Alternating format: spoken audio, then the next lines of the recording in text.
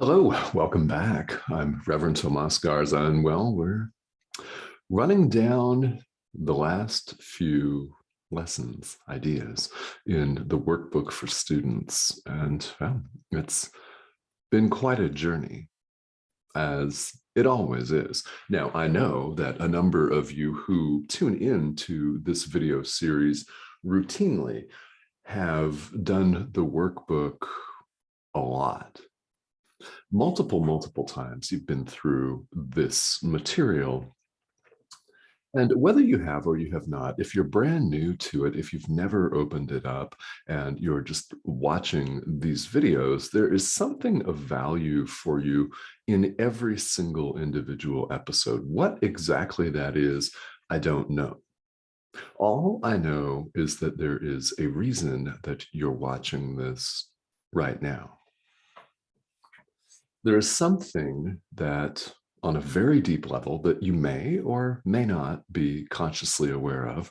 There's something that you're being directed to hear. There's something that you're being directed to apply and learn by applying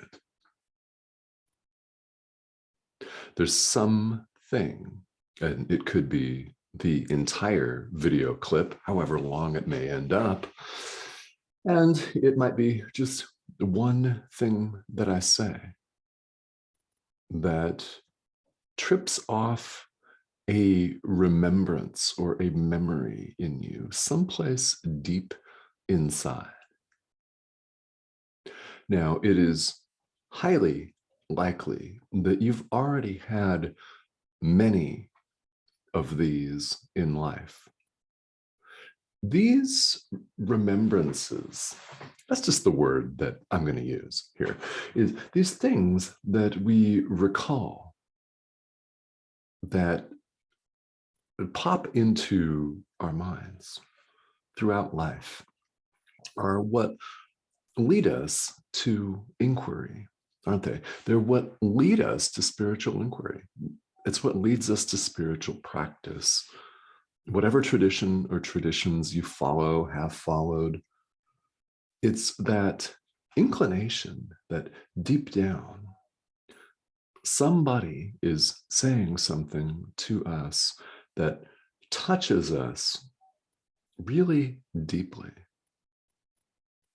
And what's really interesting about this is we can't always explain it, can we? How often have you found yourself saying, well, it's just really deep. I can't quite explain it, but I just know. Yeah. Yes, we all just know. So whether you are familiar with the Course in Miracles and this workbook or not really makes no difference. There's something to be gained in each and every one of these individual videos for you. And should you choose to go through this workbook, there's a lot to be gained and lost, as we discover on the path. Yeah, you can lose what is completely unhelpful to you. In other words, our illusions, our fears, everything that we put up as a barrier to our awareness of who we are. How about that? And who would you be, right? What would life be like if you were to remove all of those barriers? And there are a lot of them. What would this be like? This is the overarching question here as we get toward the end of the workbook. The question, what am I? Or who am I? Yeah. I think you know, because we all deep down know. That's that little inclination that could be anyone, could be me, could be somebody else, is saying something or causes us to remember that something that we just talked about deep down, where you can't quite place it, but you just know.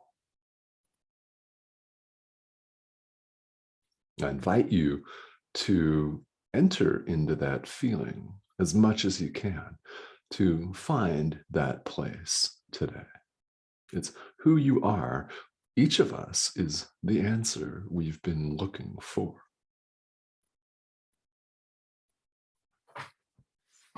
So as we go through the last few ideas here in the workbook, we've arrived today at lesson 355, if you can believe that. And I hope you can, because it comes after 354. You know, the idea, there is no end to all the peace and joy and all the miracles that I will give when I accept God's word. Why not today? There is no end to all the peace and joy and all the miracles that I will give when I accept God's word. No end. Why not today? Why not right now, today?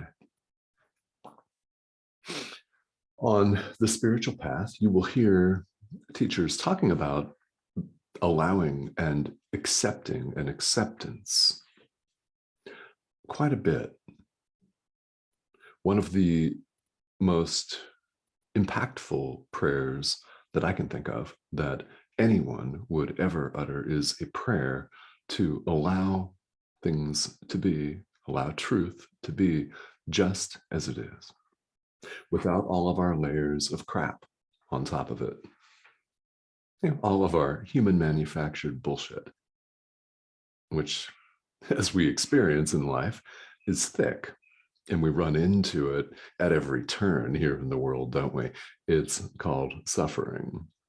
And we mistake it for reality because we've lost sight of this essential question here at the end of the workbook. Who or what am I? Who am I? I think you know.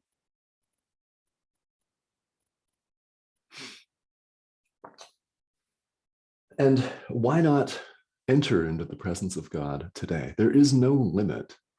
When we allow truth to be just as it is, there's no limit to what we can do.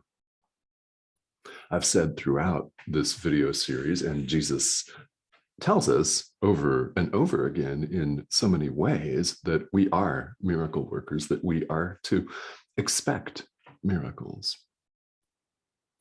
What's a miracle? Any shift from the ego to God, from fear to love. Any at all. Each one is equally great. There is no order of difficulty in miracles. Whether you can bend spoons with the power of your thought or not doesn't make any difference. If you can't, so what? It doesn't matter. It doesn't matter. You're still just as much of a miracle worker as someone who can. Now, is bending spoons necessary for complete enlightenment? You know it's not. If you can do it, fabulous. Use that gift, talent, whatever you want to call it, in a way that's going to be helpful. That's going to help other people to identify with Christ in you and in themselves. We're each a mirror for each other. This is why it's imperative that we show up in the world extending love. The people that we extend love to recognize themselves in us. They recognize Christ in us. They recognize their self, capital S. We begin to see, the more we practice, how all of this works. And let's pay special attention to the very last component, the very last part of lesson 355. Why not today?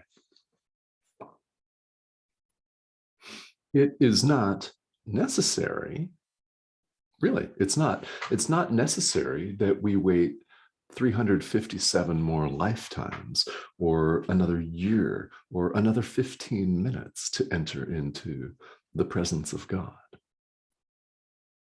When we allow truth to be just as it is, that is what happens. It is entirely possible right now. Again, there is only right now. So why not today? Why not right now? You're watching this because you've had enough of all of our artificially manufactured and concocted psychodrama.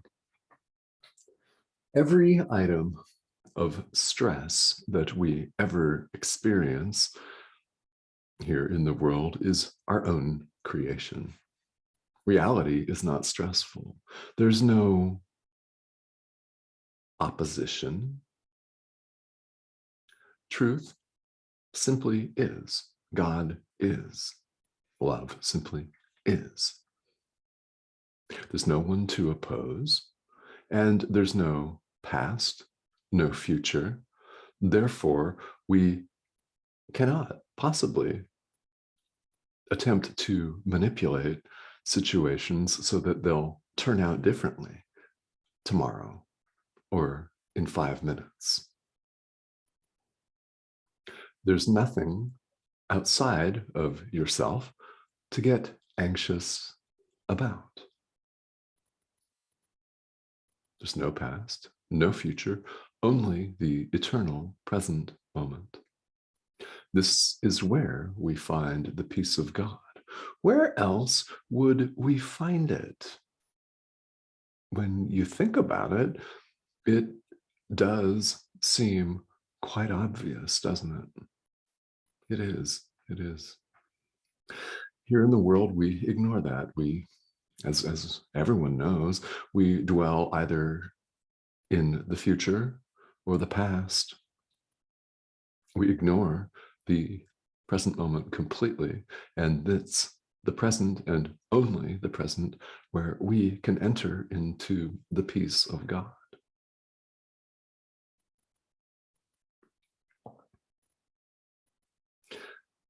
It's pretty clear when we think about it. So this is why I talk about it this way.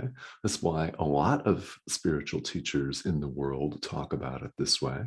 You cannot enter into the presence of God in 5 minutes, because that 5 minutes from now, it's not here. And you can't enter into the presence of God 5 minutes ago, because 5 minutes ago is gone. Just right now. So it is quite natural on a lot of levels that Jesus would reach out to us with his heart and say, why not today, right now? Really. And I want to leave you with that very question. Why not today? Why not right now? Go forth and enter into the presence of God. And when you come back tomorrow, I want to hear all about it. So email me, and I will see you very, very soon.